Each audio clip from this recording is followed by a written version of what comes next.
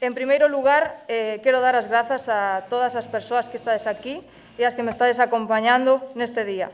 Agradecer a CIGA e a FAMPA por propoñerme candidata para o Premio Cidade de Pontevedra e agradecer tamén as persoas que decidiron que o meu sexto merecíase recibir este premio, xa que, persoalmente, considero que tiven a sorte ou a desgraza de atoparme no momento e no lugar adecuado e que moitas persoas tamén o fixesen de ter a oportunidade. A día de hoxe, aínda non son consciente do que este sexto significou para moita xente, pero síntome moi orgullosa de facelo e desta forma representar a todas esas mulleres que loitan pola violencia machista día a día. Por iso, considero que este premio non é para min.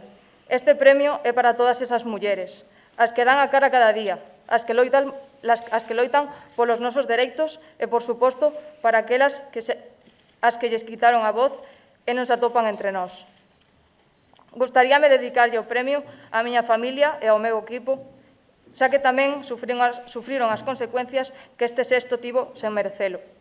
E a Laura Redondo, que foi a miña profesora no campus de Pontevedra hai 5 anos, unha das mellores, por non dicir a mellor profesora que tiven en moito tempo, da que seguín aprendendo cada día fora da aula e que, grazas ao que me ensinou, tiven a confianza e o valor para facer este sexto. E por iso, este premio tamén é seu.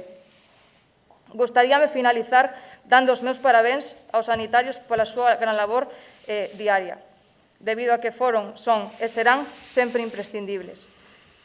En especial a miña nai e ao meu tío, dos que me sinto moi orgullosa. Moitas grazas.